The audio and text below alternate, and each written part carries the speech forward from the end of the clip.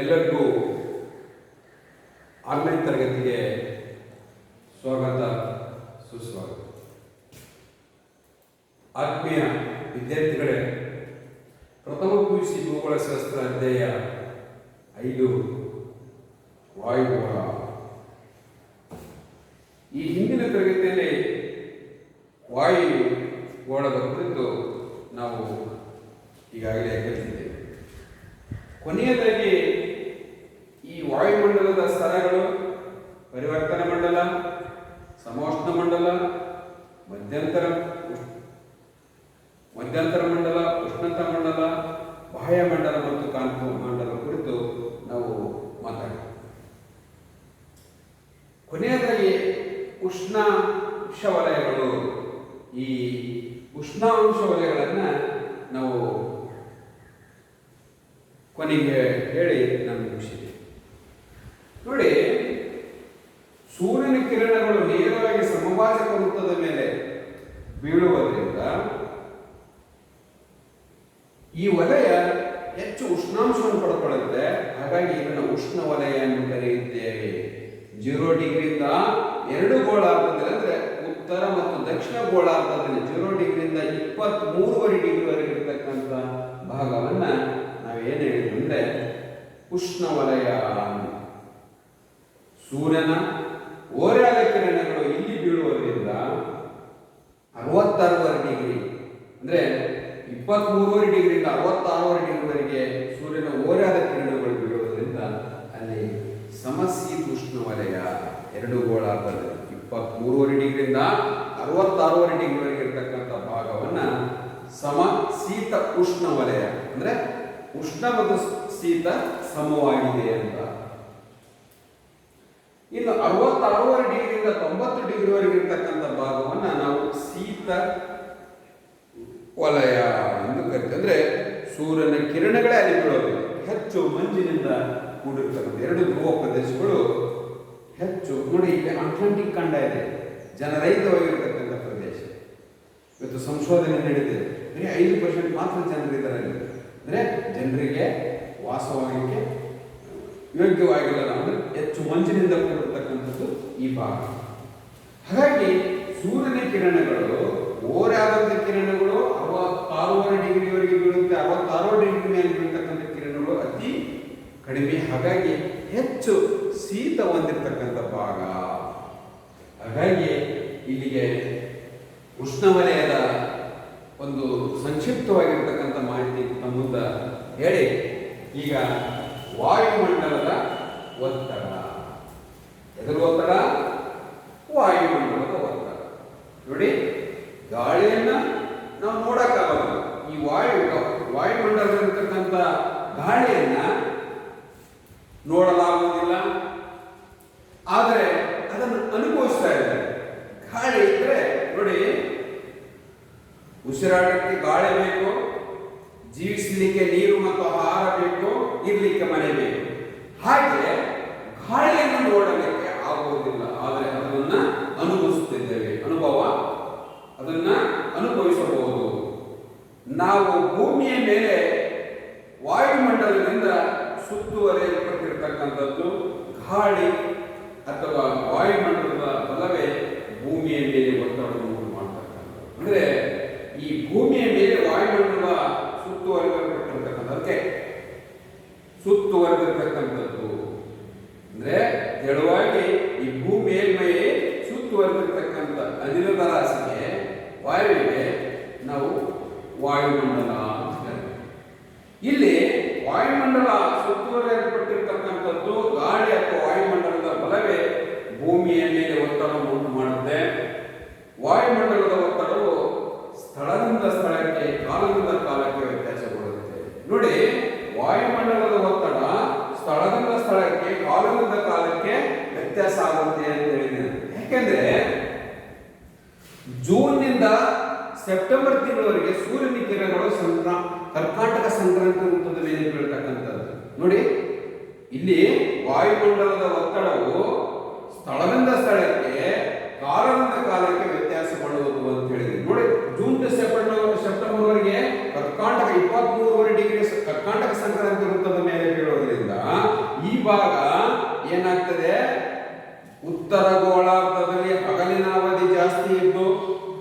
ದಕ್ಷಿಣ ಗೋಳಾರ್ಧದಲ್ಲಿ ಆಗಲಿನ ಅವಧಿ ಕಡಿಮೆ ಇರುತ್ತೆ. ಇಲ್ಲಿ ಉತ್ತರ ಗೋಳಾರ್ಧದಲ್ಲಿ ಸುಮಾರು 7 ಗಂಟೆ ಮೇಲೆ ಹೊರಟುತ್ತದೆ ಈಗ ಜೂನ್ ಟು ಸೆಪ್ಟೆಂಬರ್ ವರೆಗೆ. ಹಾಗಾಗಿ ಈ 23 ಡಿಗ್ರಿ ಅಂದ್ರೆ ಪ್ರದೇಶದಿಂದ ಪ್ರದೇಶಕ್ಕೆ ಕಾಲದಿಂದ ಕಾಲಕ್ಕೆ ವ್ಯತ್ಯಾಸಗೊಳ್ಳುತ್ತೆ. ಪ್ರಪಂಚದ ವಾಯುಗುಣವನ್ನು ನೋಡಿಕೊಂಡಾಗ ನಮ್ಗೀಗ ಏನಾಗ್ತದೆ ಅಂದ್ರೆ ಈಗ ಬೇಸಿಗೆ ಕಾಲ, ಆದರೆ ನಮ್ಮ ದೇಶದ ವಾಯುಗುಣಕ್ಕನುಗುಣವಾಗಿ ನಾವು ಏನಂತ ಕರಿತೀವಿ, ಜೂನ್ ಟು ಸೆಪ್ಟೆಂಬರ್ ಮಳೆಗಾಲ ಅಂತ ಕರಿತೀವಿ. ಹಾಗಾಗಿ ಪ್ರದೇಶದಿಂದ ಪ್ರದೇಶಕ್ಕೆ ಕಾಲದಿಂದ ಕಾಲಕ್ಕೆ ಉಷ್ಣಾಂಶದಲ್ಲಿ ವ್ಯತ್ಯಾಸಗೊಳ್ಳುತ್ತೆ. ವ್ಯತ್ಯಾಸ ಆಗುವಾಗ ಈ ವಾಯುಮಂಡಲದ ಒತ್ತಡ ಕೂಡ ಎಲ್ಲ ಜೀವಿಗಳ ಮೇಲೆ ಪ್ರಭಾವ ಬೀರತಕ್ಕಂಥದ್ದು, ಎಲ್ಲ ಜೀವಿಗಳ ಮೇಲೆ ಪ್ರಭಾವ ಬೀರುತ್ತೆ. ಇದು ಮಾರುತಗಳ ಚಲನೆ, ಮಳೆಯ ಮೇಲೆ ಪ್ರಭಾವ ಪಾತ್ರ ವಹಿಸ್ತಕ್ಕಂಥದ್ದು, ಪ್ರಮುಖ ಪಾತ್ರ ವಹಿಸ್ತಕ್ಕಂಥದ್ದು ಮಳೆಯ ಮೇಲೆ. ಇದು ಪ್ರತ್ಯಕ್ಷವಾಗಿ ಪರೋಕ್ಷವಾಗಿ ಹವಾಮಾನ ಮತ್ತು ವಾಯುಗುಣದ ಬದಲಾವಣೆ ಮೇಲೆ ಪ್ರಭಾವ ಬೀರತಕ್ಕಂಥದ್ದು. ನೋಡಿ ಈ ಒತ್ತಡ ಏನಿದೆಯಲ್ಲ, ಈ ಒತ್ತಡ ನೋಡಿ ಅಧಿಕ ಒತ್ತಡದಿಂದ ಕಡಿಮೆ ಒತ್ತಡ ಕಡೆಗೆ ಬೀಸತಕ್ಕಂಥ ಈ ಮಾರುತ ಚಲನೆ ಆಗಲಿಕ್ಕೆ ಮಳೆಯ ಮೇಲೆ ಪ್ರಮುಖ ಪಾತ್ರ ವಹಿಸ್ತಕ್ಕಂಥದ್ದು, ಪ್ರತ್ಯಕ್ಷವಾಗಿ ಪರೋಕ್ಷವಾಗಿ ಹವಾಮಾನ ಮತ್ತು ವಾಯುಗುಣದ ಬದಲಾವಣೆ ಮೇಲೆ ಪ್ರಭಾವ ಬೀರತಕ್ಕಂಥದ್ದು. ಹಾಗಾಗಿ ವಾಯುಮಂಡಲದ ಒತ್ತಡವನ್ನ 3 ಮಾಪಕದಿಂದ ಅಳತೆ ಮಾಡಲಾಗುತ್ತೆ. ಒಂದು ವಾಯುಭಾರ ಮಾಪಕ, ಪಾದರಸ ಆಂಡ್ರಾಯ್ಡ್ ಮತ್ತು ಡಿಜಿಟಲ್ ವಾಯುಭಾರ ಮಾಪಕ. ವಾಯುವಿನ ಒತ್ತಡವನ್ನ ನಾವು ವಾಯುಭಾರ ಮಾಪಕ ಎಂಬ ಉಪಕರಣದಿಂದ ಅಳೆಯಲಾಗುತ್ತೆ. ಇದರಲ್ಲಿ ವಾಯುಭಾರ ಮಾಪಕದಲ್ಲಿ ಪಾದರಸ ಮತ್ತು ಆಂಡ್ರಾಯ್ಡ್ ಮತ್ತು ಡಿಜಿಟಲ್ ವಾಯುಭಾರ ಮಾಪಕ, ಪಾದರಸ ವಾಯುಭಾರ ಮಾಪಕ, ಆಂಡ್ರಾಯ್ಡ್ ವಾಯುಭಾರ ಮಾಪಕ ಮತ್ತು ಡಿಜಿಟಲ್ ವಾಯುಭಾರ ಮಾಪಕ. ಈ 3 ಮಾಪಕಗಳಿಂದ ಈ ವಾಯುವಿನ ಒತ್ತಡವನ್ನು ವಾಯುಮಂಡಲದ ಸರಾಸರಿ ಒತ್ತಡ ಸಮುದ್ರ ಮಟ್ಟದಲ್ಲಿ ಸುಮಾರು 113.25 ಮಿಲಿಬಾರ್ಗಳು ಎಂಬಿ ಎಂದು ಕರೆಯುತ್ತೇವೆ. ಅಂದ್ರೆ ಮಿಲಿಬಾರ್ ಅಂದ್ರೆ ಒತ್ತಡವನ್ನು ಅಳೆಯುವಂತ ಮಿಲಿಬಾರ್ ಅಂದ್ರೆ 760 ಮಿಲಿಮೀಟರ್ ಒತ್ತಡವು 32 ಡಿಗ್ರಿ ಫ್ಯಾರೆನ್ಹೀಟ್ ಉಷ್ಣತೆಗೆ ಅಥವಾ 45 ಡಿಗ್ರಿ ಅಕ್ಷಾವೃತ್ತದ ಮೇಲೆ ಅಂತ ಹೇಳಿ ಅಳೆತಕ್ಕಂಥದ್ದು. ಹಾಗಾಗಿ ಪಾದರಸದ ಕಂಬ 1/1000 ಭಾಗಕ್ಕೆ ಮಿಲಿಬಾರ್ ಆಗಿರುತ್ತೆ. ಹಾಗಾಗಿ 1 ಅಂಗುಲ = 33.86 ಮಿಲಿಬಾರ್ಗಳು. ಹಾಗಾಗಿ ಈ ಮಿಲಿಬಾರ್ಗಳಿಂದ ಒತ್ತಡವನ್ನು ಅಳೆತಕ್ಕಂಥದ್ದು. ಮಿಲಿಬಾರ್ ಅಂದ್ರೆ 766 ಮಿಲಿಮೀಟರ್ ಒತ್ತಡವು 32 ಡಿಗ್ರಿ ಫ್ಯಾರೆನ್ಹೀಟ್ ಉಷ್ಣತೆಯಲ್ಲಿ 45 ಡಿಗ್ರಿ ಅಕ್ಷಾವೃತ್ತದ ಮೇಲೆ 1,00,000 ಡೈನ್ ಚದರ ಸೆಂಟಿಮೀಟರ್ ಡೈನ್ಗೆ ಸರಿ ಇರುತ್ತೆ. ಅಂದ್ರೆ ಪಾದರಸದ ಕಂಬದ 1/1000 ಭಾಗಕ್ಕೆ ಮಿಲಿಬಾರ್ ಅನ್ನುತ್ತಾರೆ. 1 ಅಂಗುಲ = 33.86 ಮಿಲಿಬಾರ್ಗಳು ಅಂತ ಅರ್ಥ ನೀಡತಕ್ಕಂಥದ್ದು. ವಿದ್ಯಾರ್ಥಿಗಳೇ, ವಾಯುಮಂಡಲದ ಅನೇಕ ಅನಿಲಗಳು ತೂಕವುಳ್ಳವು. ಆದ್ದರಿಂದ ಈ ವಾಯುವಿನಲ್ಲಿ ಭಾರವುಳ್ಳ ಮತ್ತು ವಾಯು ಒತ್ತಡವನ್ನು ಕೂಡ ಉಂಟು ಮಾಡತಕ್ಕಂಥದ್ದು. ಇದನ್ನೇ ವಾಯುಮಂಡಲದ ಒತ್ತಡ ಎಂದು ಕರೆಯುತ್ತೇವೆ. ಅಂದ್ರೆ ವಾಯುವಿನಲ್ಲಿ ಅನೇಕ ಅನಿಲಗಳಿವೆ. ಅದೇ ಹೇಳಿದ ನಾನು, ಆಮ್ಲಜನಕ, ಸಾರಜನಕ, ಹೀಲಿಯಂ, ಓಜನ್ ಇಂಥ ಅನಿಲಗಳು ವಾಯುವಿನಲ್ಲಿ ಅನೇಕ ಅನಿಲಗಳಿವೆ. ಅವು ತೂಕವುಳ್ಳವು, ಆದ್ದರಿಂದ ಭಾರವುಳ್ಳವು. ವಾಯು ಒತ್ತಡವನ್ನು ಉಂಟು ಮಾಡಲು ಇದನ್ನೇ ವಾಯುಮಂಡಲದ ಒತ್ತಡ ಎಂದು ಕರೆಯುತ್ತೇವೆ. ಇದೊಂದು ಹವಾಮಾನದ ಮೂಲ ಘಟಕ. ಪರೋಕ್ಷವಾಗಿ ಹವಾಮಾನ ಮತ್ತು ವಾಯುವಿನ ಪರಿಸ್ಥಿತಿ ವ್ಯತ್ಯಾಸದಲ್ಲಿ ಇದೊಂದು ಪ್ರಮುಖವಾಗಿರ್ತಕ್ಕಂಥ ಪಾತ್ರ ವಹಿಸತಕ್ಕಂಥದ್ದು. ವಾಯುವಿನ ಒತ್ತಡದ ಪ್ರಾದೇಶಿಕ ವ್ಯತ್ಯಾಸವು ಮಾರುತಗಳ ಚಲನೆ, ವೇಗಗಳನ್ನು ನಿರ್ಧರಿಸುವುದು, ತನ್ಮೂಲಕ ಈ ವೇಗಗಳನ್ನು ನಿರ್ಧರಿಸುವುದು, ತನ್ಮೂಲಕ ಹವಾಮಾನದ ಇತರ ಅಂಗಗಳ ಮೇಲೆ ಪ್ರಭಾವ ಬೀರತಕ್ಕಂಥದ್ದು. ಹಾಗಾಗಿ ಈ ವಾಯುಮಂಡಲದ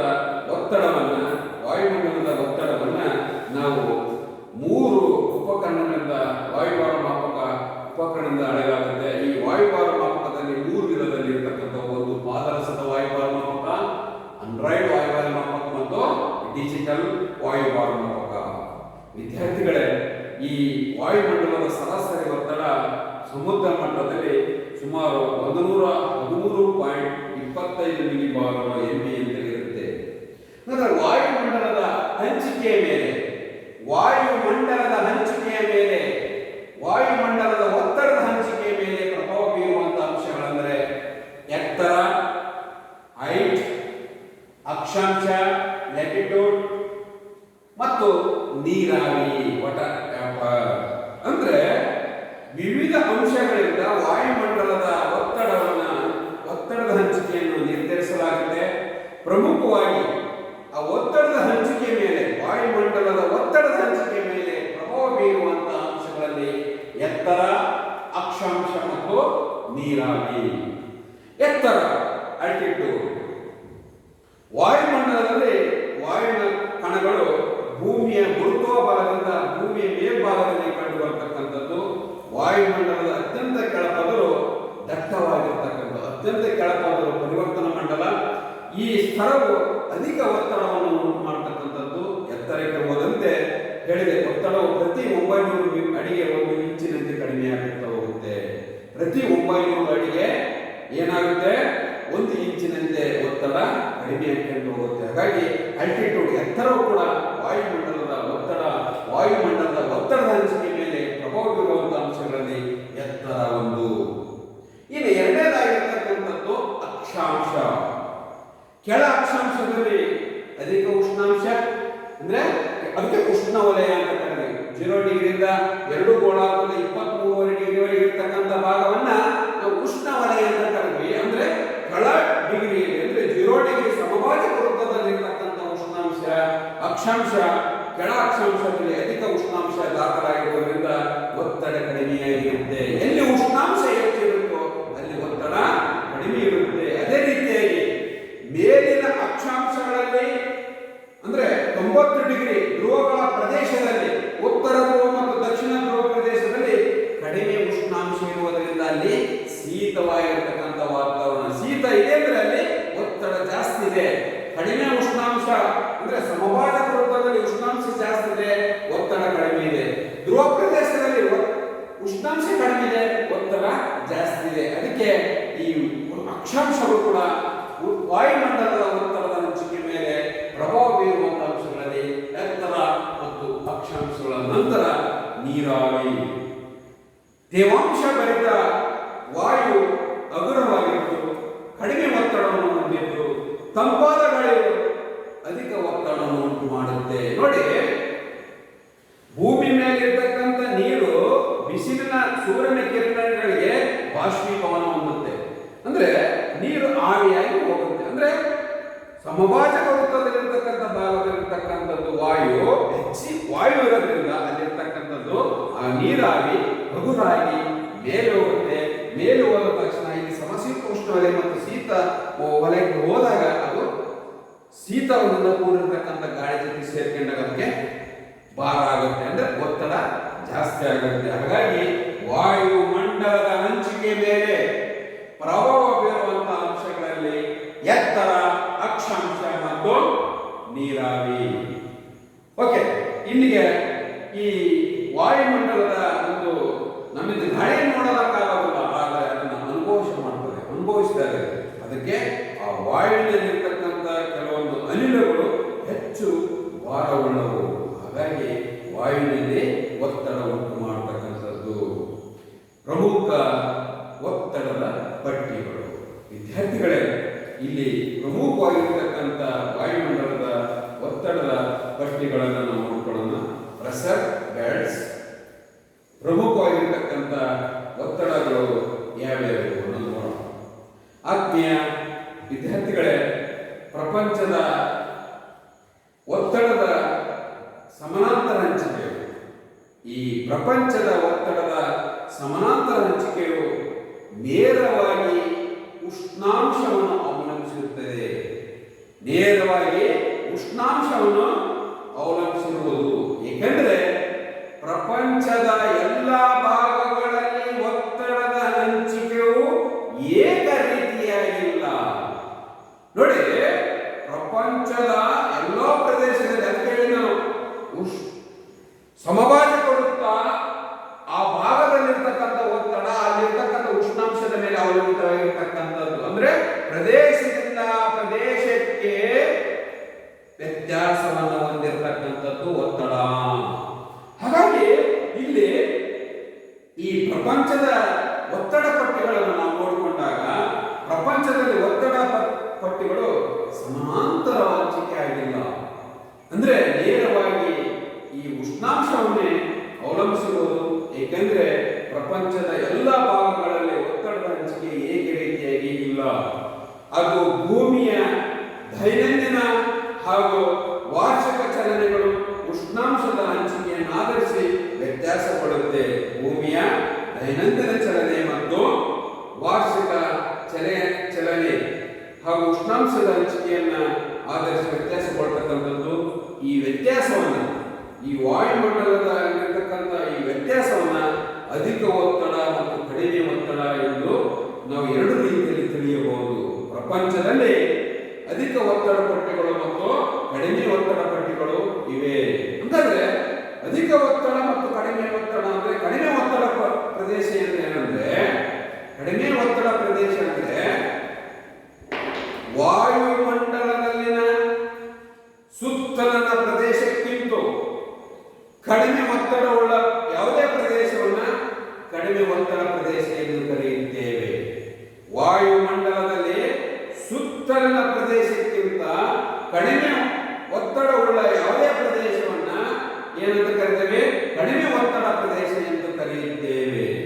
ಅಧಿಕ ಒತ್ತಡ ಪ್ರದೇಶ ಅಂದ್ರೆ ಸುತ್ತಲಿನ ಪ್ರದೇಶ ವಾಯುಮಂಡಲದ ಒತ್ತಡಕ್ಕಿಂತ ಹೆಚ್ಚು ಒತ್ತಡ ಇರುವ ಪ್ರದೇಶವನ್ನ ಅಧಿಕ ಒತ್ತಡ ಪ್ರದೇಶ ಎಂದು ಕರೆಯುತ್ತೇವೆ.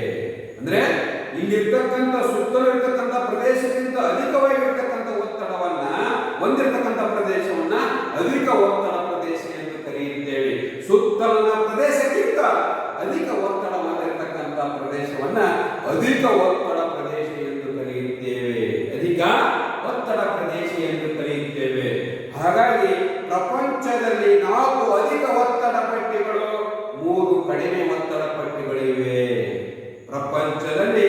ಅದಕ್ಕೆ ಪ್ರದೇಶದಿಂದ ಪ್ರದೇಶಕ್ಕೆ ವ್ಯತ್ಯಾಸ ಹೊಂದಿದೆ. ಅಂದ್ರೆ ಪ್ರಪಂಚದಲ್ಲಿ 4 ಅಧಿಕ ಒತ್ತಡ ಪಟ್ಟಿಗಳಿವೆ, 3 ಕಡಿಮೆ ಒತ್ತಡ ಪಟ್ಟಿಗಳಿವೆ. ಒಟ್ಟು 7 ಒತ್ತಡ ಪಟ್ಟಿಗಳನ್ನ ಈ ಭೂಮಿಯಲ್ಲಿ ನಾವು ನೋಡಿಕೊಂಡು ಮಾಡಿರ್ತಕ್ಕಂಥದ್ದು. ಹಾಗಾಗಿ ಇಲ್ಲಿ ನೋಡಿ ಒತ್ತಡ ಪಟ್ಟಿಗಳನ್ನ ಹೇಳ್ತಾ ಹೋಗ್ತಾನೆ.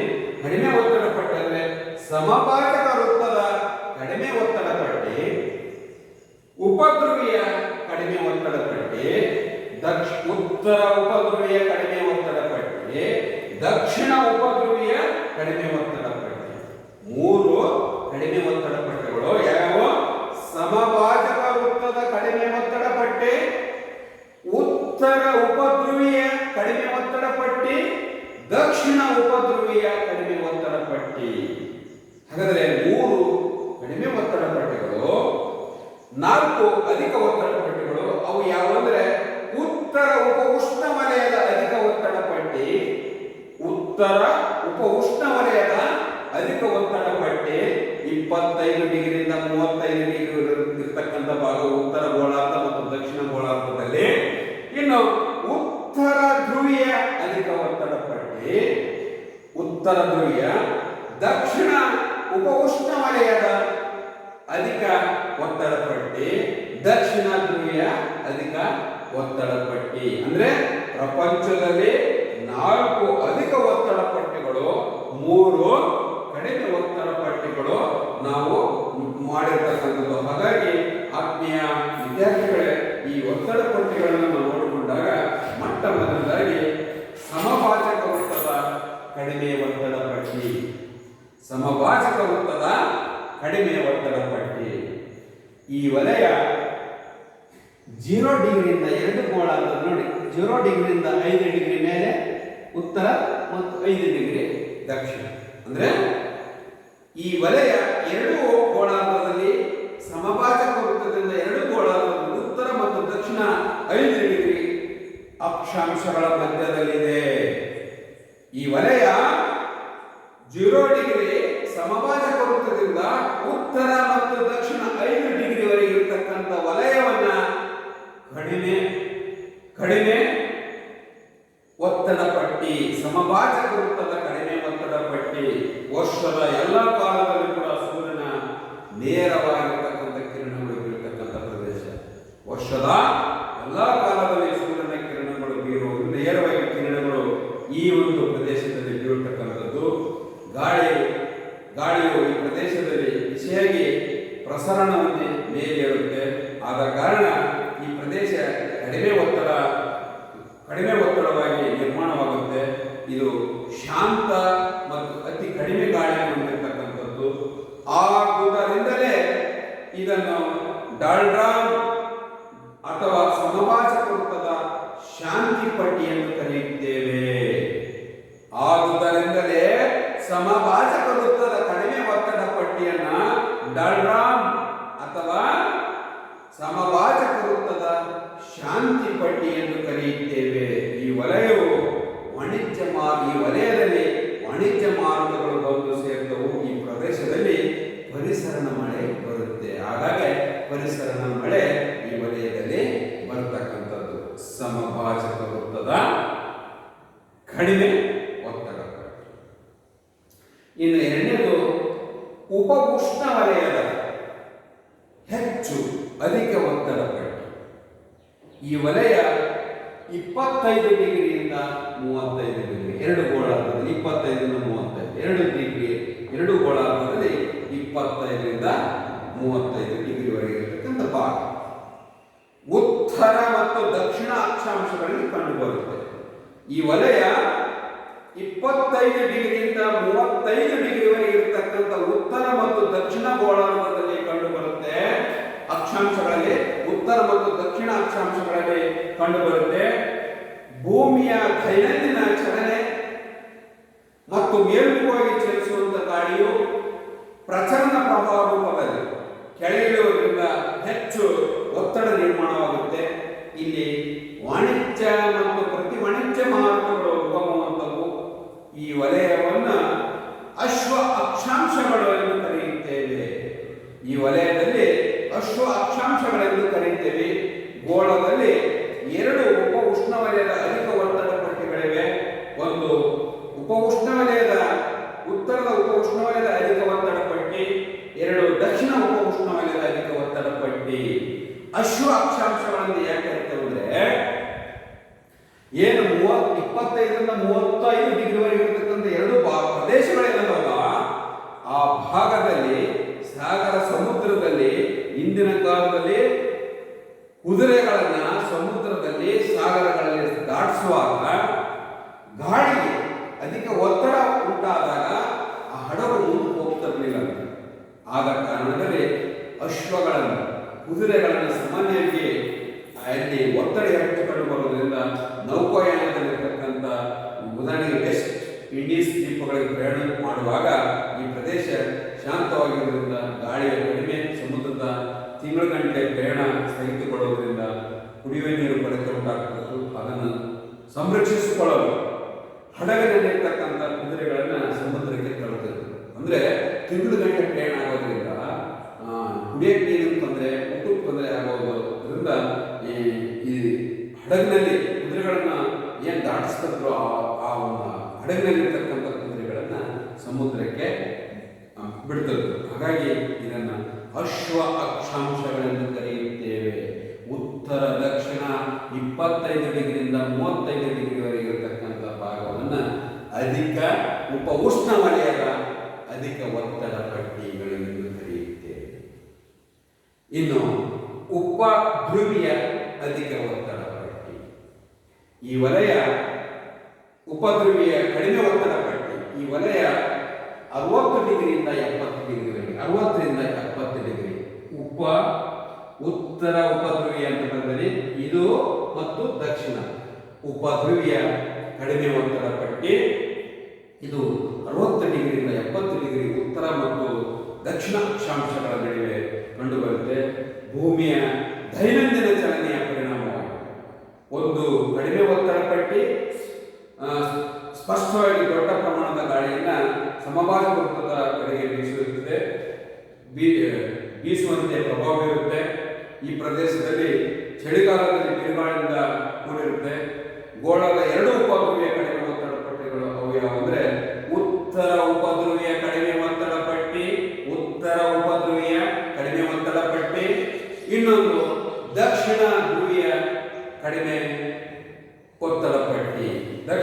ಧ್ರುವೀಯ ಕಡಿಮೆ ಒತ್ತಡ ಪಟ್ಟಿ.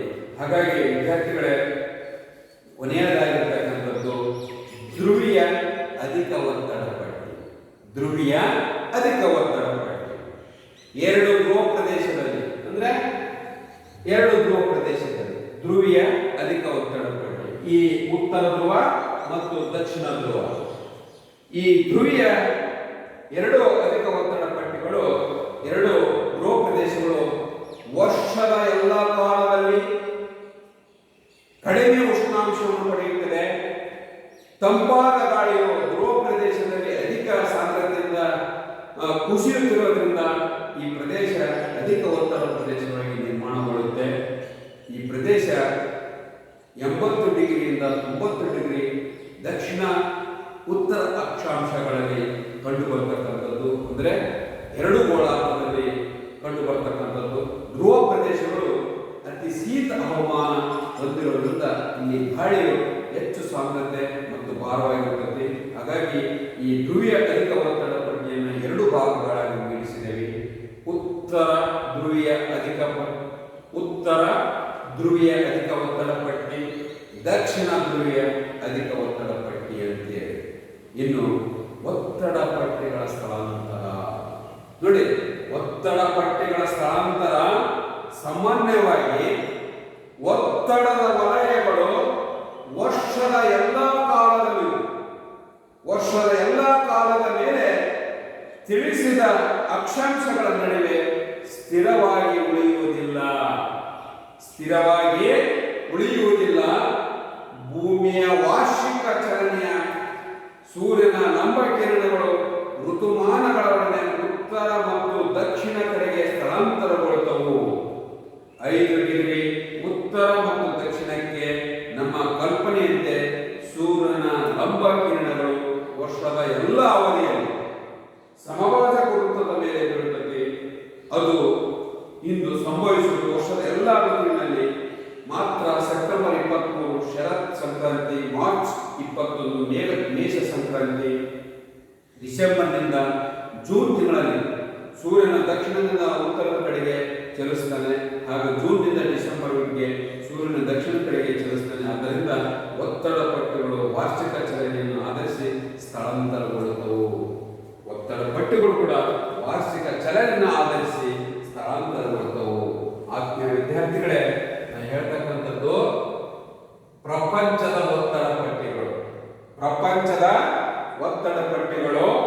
ಆತ್ಮೀಯ ವಿದ್ಯಾರ್ಥಿಗಳು ಸರಿಯಾಗಿ ಕೇಳ್ಕೊಳ್ಳಿ.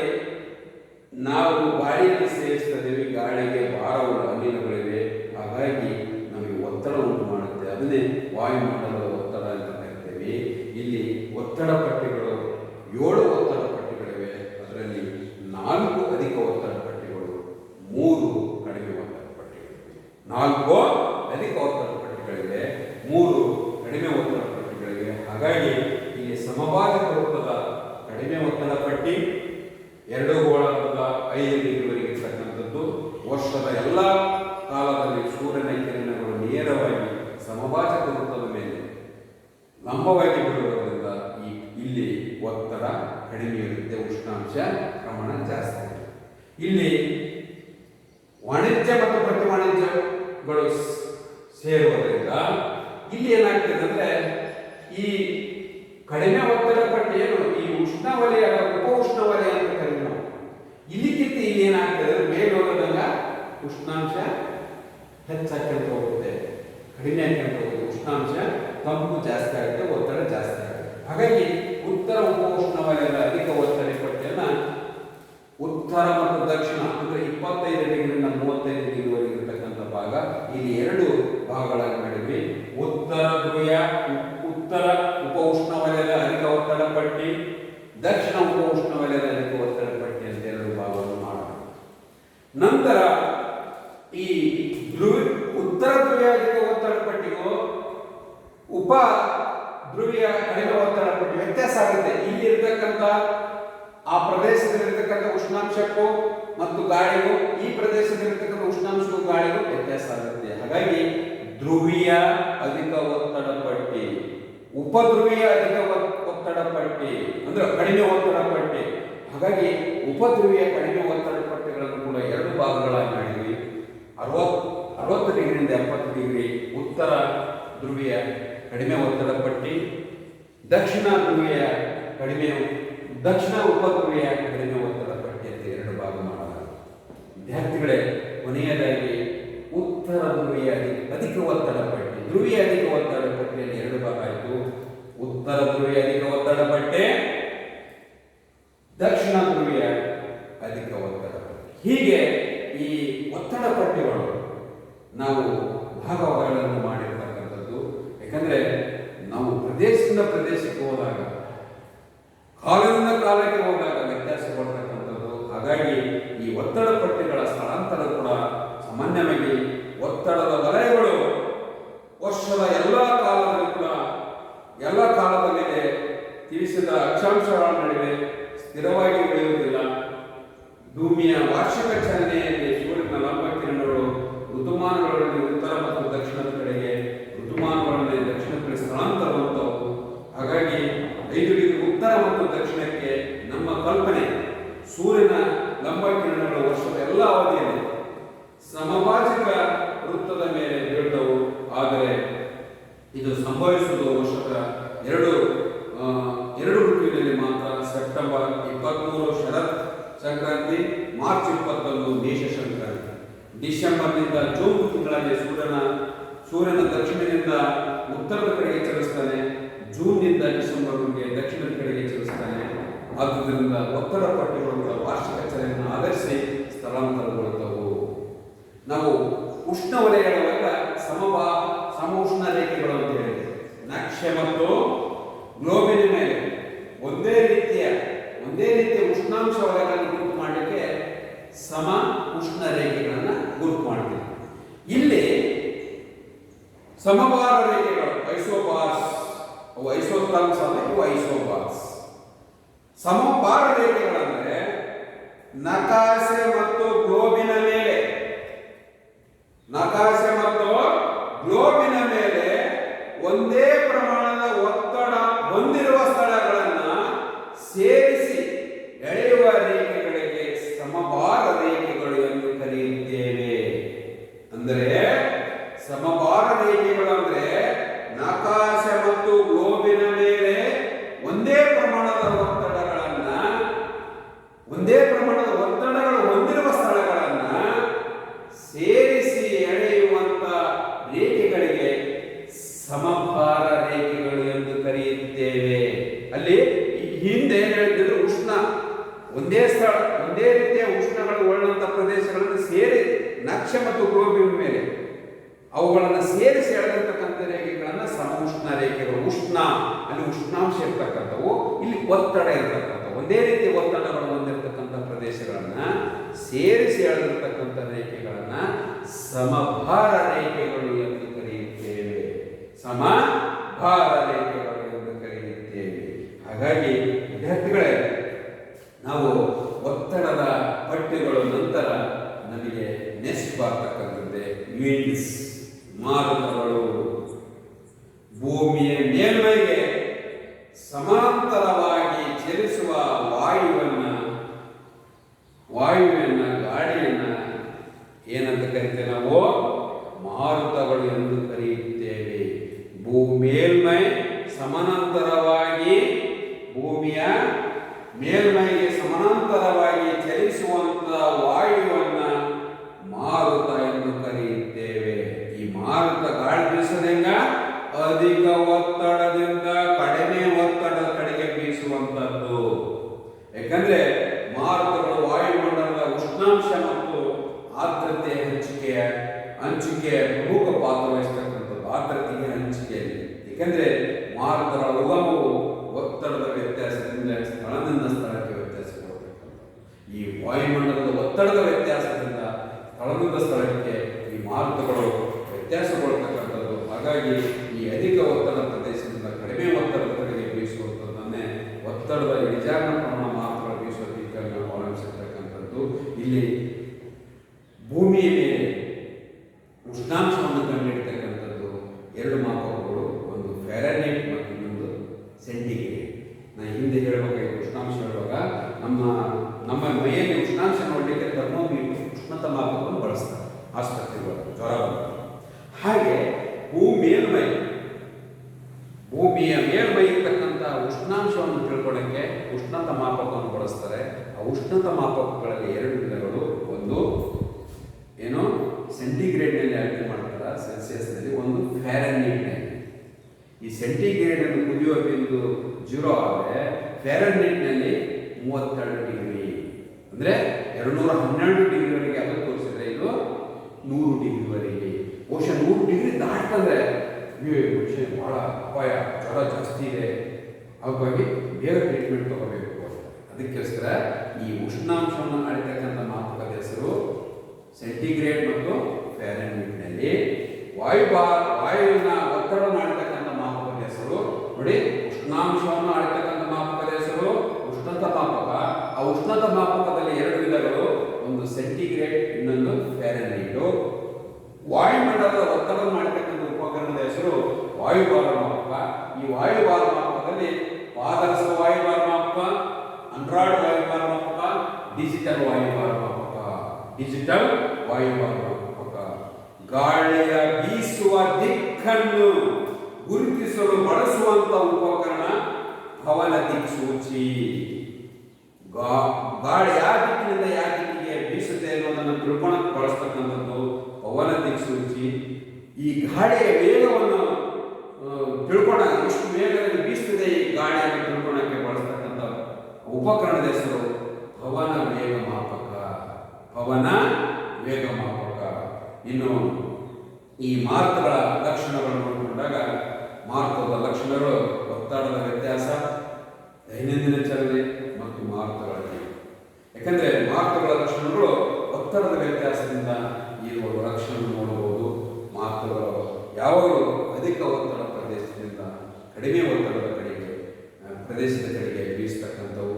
ಒತ್ತಡದ ಇಳಿಜಾರು ಪ್ರಮಾಣ ಮಾರುತಗಳ ವೇಗವನ್ನು ನಿಯಂತ್ರಿಸತಕ್ಕಂಥವು. ಒತ್ತಡದ ಇಳಿಜಾರು ಅಧಿಕವಾಗಿದ್ದರೆ ಮಾರುತಗಳ ವೇಗವು ಸಹ ಹೆಚ್ಚಾಗುತ್ತೆ. ಒತ್ತಡ ಇಳಿಜಾರು ಸಾಧಾರಣವಾಗಿದ್ದರೆ ಮಾರುತಗಳ ವೇಗ ಕೂಡ ಕಡಿಮೆ ಇರುವುದು. ದೈನಂದಿನ ಚಲನೆ, ಭೂಮಿಯ ದೈನಂದಿನ ಚಲನೆಯ ಪರಿಣಾಮವಾಗಿ ಉತ್ತರ ಗೋಳಾರ್ಧದಲ್ಲಿ ಮಾರುತಗಳು ತಮ್ಮ ಬಲಕ್ಕೆ, ದಕ್ಷಿಣ ಗೋಳಾರ್ಧದಲ್ಲಿ ಗಡಿಯಾರದ ಮುಳ್ಳಿನಂತೆ ಎಡಕ್ಕೆ, ದಕ್ಷಿಣ ಗೋಳಾರ್ಧದಲ್ಲಿ ಮಾರುತಗಳು ತಮ್ಮ ಎಡಕ್ಕೆ ಅಂದರೆ ಗಡಿಯಾರದ ಮುಳ್ಳಿನ ದಿಕ್ಕಿಗೆ ವಿರುದ್ಧವಾಗಿ ಬೀಸತಕ್ಕಂಥವು. ಹಾಗಾಗಿ ಈ ದೈನಂದಿನ ಚಲನೆ ಮತ್ತು ಮಾರುತಗಳಲ್ಲಿ ಈ ಮಾರುತಗಳ ಲಕ್ಷಣಗಳು ಒತ್ತಡ ವ್ಯತ್ಯಾಸದಿಂದ ಬದಲಾವಣೆ ಆಗುತ್ತೆ, ದೈನಂದಿನ ಚಲನೆಯಿಂದ ಮತ್ತು ಮಾರುತಗಳಲ್ಲಿ. ಮಾರುತಗಳನ್ನು ಸಾಮಾನ್ಯವಾಗಿ ಅವು ಬೀಸುವ ದಿಕ್ಕಿನ ಆಧಾರದ ಮೇಲೆ ಗುರುತಿಸಲಾಗುವುದು.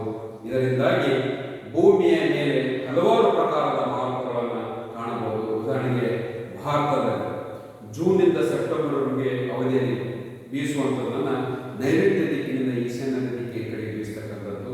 ಸೆಪ್ಟೆಂಬರ್ ಮತ್ತು ಡಿಸೆಂಬರ್ ಮಾರುತಗಳನ್ನು ಈಶಾನ್ಯ ದಿಕ್ಕಿನಿಂದ ನೈಋತ್ಯ ದಿಕ್ಕಿಗೆ ಬೀಸುವಂಥ ಮಾರುತಗಳು ಅಂತೇಳಿ. ಅಂದರೆ ಈಗ ಸೆಪ್ಟೆಂಬರ್ ತಿಂಗಳು ನೋಡಿ, ಅರಬ್ಬಿ ಸಮುದ್ರದಿಂದ ನೈಋತ್ಯ ದಿಕ್ಕಿನಿಂದ ಈಶಾನ್ಯ ದಿಕ್ಕಿಗೆ ಬೀಸತಕ್ಕಂಥ ಗಾಳಿ ನಮಗೆ ಜೂನ್ ಟು ಸೆಪ್ಟೆಂಬರ್ವರೆಗೆ. ಆಮೇಲೆ ಜೂನ್ ಆದ ನಂತರ ಈ ಭೂಮಿಯ ಮೇಲೆ ಈ ಸೆಪ್ಟೆಂಬರ್ನಿಂದ ಡಿಸೆಂಬರ್ವರೆಗೆ ಬೀಸುವಂಥ ಗಾಳಿ ಅಂದರೆ ಈಶಾನ್ಯ, ಅಂದರೆ ನಮಗೆ ಹಿಂಗಾರು ಮಳೆಗಾಲ ಅಂತ ಕರಿತೀವಿ ಭಾರತದಲ್ಲಿ. ಅಂದರೆ ಈಶಾನ್ಯ ಭಾರತದಿಂದ ನಮಗೆ ನೈಋತ್ಯ ಕಡೆಗೆ, ಅಂದರೆ ಈಶಾನ್ಯ ದಿಕ್ಕಿನಿಂದ ನೈಋತ್ಯ ಕಡೆಗೆ ಬೀಸತಕ್ಕಂಥದ್ದು. ಹಾಗಾಗಿ ಗಾಳಿಯ ಬೀಸುವ ದಿಕ್ಕಿನ ಆಧಾರದ ಮೇಲೆ ಗಾಳಿಗಳನ್ನು ವಿವಿಧ ಹೆಸರುಗಳನ್ನು ಕರಿತೇವೆ. ಹಾಗಾಗಿ ಈಗ ನೈಋತ್ಯದಿಂದ ಈಶಾನ್ಯಗೆ ಬೀಸತಕ್ಕಂಥದ್ದು, ಹಾಗಾಗಿ ನೈಋತ್ಯ ಈಶಾನ್ಯ ಮಾರುತಗಳನ್ನು ಕರಿತೇವೆ. June to September, September to ಡಿಸೆಂಬರ್ವರೆಗೆ ಬೀಸತಕ್ಕಂಥದ್ದನ್ನು ಈಶಾನ್ಯದಿಂದ ನೈಋತ್ಯ ಕಡೆ ಬೀಸುತ್ತದೆ. ಹಾಗಾಗಿ ಮಾರುತಗಳಲ್ಲಿ ಕೂಡ ಈ ಮಾರುತಗಳ ಲಕ್ಷಣಗಳಲ್ಲಿ ಒತ್ತಡದ ವ್ಯತ್ಯಾಸ, ದೈನಂದಿನ ಚಲನೆ ಮತ್ತು ಮಾರುತಗಳಲ್ಲಿ. ನೆಕ್ಸ್ಟು ಆತ್ಮೀಯ ವಿದ್ಯಾರ್ಥಿಗಳೇ, ಮಾರುತಗಳ ವಿಧಗಳು. ಈ ಮಾರುತ ವಿಧಗಳನ್ನು ಮುಂದಿನ ತರಗತಿಯಲ್ಲಿ ನಾನು ಪ್ರಾರಂಭ ಮಾಡ್ತೇನೆ. ಇಲ್ಲಿಗೆ ಇವತ್ತಿನ ತರಗತಿಯನ್ನು, ಈಗಿನ ತರಗತಿಯನ್ನು ನಾನು ಮುಗಿಸ್ತಾ ಇದ್ದೀನಿ. ಅದಕ್ಕಿಂತ ಮುಂಚೆ ತಮ್ಮಿಂದ ಹೇಳಕ್ಕೆ ಇಷ್ಟಪಡೋದಿಷ್ಟೇ, ವಾಯುಮಂಡಲದ ಒತ್ತಡ. ವಾಯುಮಂಡಲದ ಒತ್ತಡವನ್ನು ಅಳಿತಕ್ಕಂಥ ಮಾಪಕ ವಾಯುಭಾರ ಮಾಪಕ. ಉಷ್ಣಾಂಶವನ್ನು ಅಳಿತಕ್ಕಂಥ ಉಷ್ಣತ ಮಾಪಕಗಳು ಉಷ್ಣತ ಮಾಪಕ. ಉಷ್ಣತ ಮಾಪಕದಲ್ಲಿ ಎರಡು ವಿಧಗಳು, ಸೆಂಟಿಗ್ರೇಡ್ ಮತ್ತು ಫ್ಯಾರನ್ಹೀಟ್. ಇಲ್ಲಿ ವಾಯುಭಾರ ಮಾಪಕದಲ್ಲಿ ಪಾದರಸ, ಅನ್ರೈಡ್ ಮತ್ತು ಡಿಜಿಟಲ್ ವಾಯುಭಾರ ಮಾಪಕ. ಪಾದರಸದ ವಾಯುಭಾರಮಾಪಕ, ಆಂಡ್ರಾಯ್ಡ್ ವಾಯುಭಾರಮಾಪಕ ಮತ್ತು ಡಿಜಿಟಲ್ ವಾಯುಭಾರಮಾಪಕ. ಇನ್ನು ಗಾಳಿಯ ದಿಕ್ಕನ್ನು ತಿಳ್ಕೊಳಕ್ಕೆ ಉಪಯೋಗ ಮಾಡ್ತಕ್ಕಂಥದ್ದು ಉಪಕರಣ ಪವನ ದಿಕ್ಸೂಚಿ. ಯಾವ ದಿಕ್ಕಿನಿಂದ ಯಾವ ದಿಕ್ಕಿಗೆ ಗಾಳಿ ಬೀಸ್ತಾ ಇದೆ, ಎಷ್ಟು ವೇಗದಲ್ಲಿ ಬೀಸ್ತದಂದ್ರೆ ಪವನ ವೇಗ ಮಾಪಕವನ್ನು ಬಳಸ್ತಕ್ಕಂಥದ್ದು. ಈಗ ಉಷ್ಣಾಂಶ ಒಂದೇ ರೀತಿ ಉಷ್ಣಾಂಶ ಇರ್ತಕ್ಕಂಥದ್ದನ್ನ ಈಗ ಆಗಸ್ಟ್ 11ನೇ ತಾರೀಕಿಗೆ ಒಂದೇ ರೀತಿ ಉಷ್ಣಾಂಶ ಇದೆ. ಆ ನಕ್ಷೆ ಇವತ್ತು ನಕ್ಷೆ ರಚನೆ ಮಾಡಬೇಕಾದ್ರೆ ಆ ಒಂದೇ ರೀತಿಯ ಉಷ್ಣಾಂಶ ಹೊಂದಿರತಕ್ಕಂಥ ಪ್ರದೇಶಗಳನ್ನು ಸೇರಿಸಿ ಎಳೆದಿರ್ತಕ್ಕಂಥ, ಒಂದೇ ರೀತಿಯ ಉಷ್ಣಾಂಶ ಹೊಂದಿರತಕ್ಕಂಥ ಪ್ರದೇಶಗಳನ್ನು ಸೇರಿಸಿ ಎಳೆಯುವಂಥ ರೇಖೆಗಳನ್ನ ಸಮಉಷ್ಣ ರೇಖೆಗಳು ಅಂತ ಕರಿತೀವಿ. ಒಂದೇ ರೀತಿಯ ಒತ್ತಡವುಳ್ಳ ಪ್ರದೇಶಗಳನ್ನು ಸೇರಿಸಿ ಎಳೆದಿರ್ತಕ್ಕಂಥ ರೇಖೆಗಳನ್ನ ಸಮಭಾರ ರೇಖೆಗಳು ಎಂದು ಕರೆಯುತ್ತೇವೆ. ಸಮಭಾರ ರೇಖೆಗಳು ಎಂದು ಕರೆಯುತ್ತೇವೆ. ಮಾರ್ಗಗಳು ಸಮಭಾರ ರೇಖೆಗಳು ಅಂತ ಕರಿತೀವಿ. ಇಸೋಪಾಸ್ ಮತ್ತು ಐಸೋಪಾಸ್. ಓಕೆ, ಇಲ್ಲಿಗೆ ಇವತ್ತಿನ ತರಗತಿಯನ್ನು ಮುಗಿಸಿ ಮುಂದಿನ ತರಗತಿಗಳನ್ನ ಮಾರುತಗಳ ವಿಧಗಳು, ಗಾಳಿಯ ವಿಧಗಳು, ಗಾಳಿಯ ವಿಧಗಳ ಕುರಿತು ಮುಂದಿನ ತರಗತಿಯಲ್ಲಿ ಹೇಳೋಣ. ಇಲ್ಲಿಗೆ ಇವತ್ತಿನ ತರಗತಿಯನ್ನು ನಾನು ಮುಗಿಸಿ ತಮ್ಮೆಲ್ಲರೂ ಸಾವಧಾನದಿಂದ ಸರಿಯಾದ ರೀತಿಯಲ್ಲಿ ಈ ವಿಡಿಯೋವನ್ನು ವೀಕ್ಷಿಸಿ ನೀವು ಇದರಲ್ಲಿ ಬರುವಂಥ ಪ್ರಶ್ನೆಗಳನ್ನು ಬರೀಬೇಕು ಅಂತ ಹೇಳ್ತಾ ಇಲ್ಲಿಗೆ ಈ ತರಗತಿಯನ್ನು ಮುಗಿಸ್ತಾ ಇದ್ದೀನಿ. ಜೈ ಹಿಂದ್, ಜೈ ಕರ್ನಾಟಕ.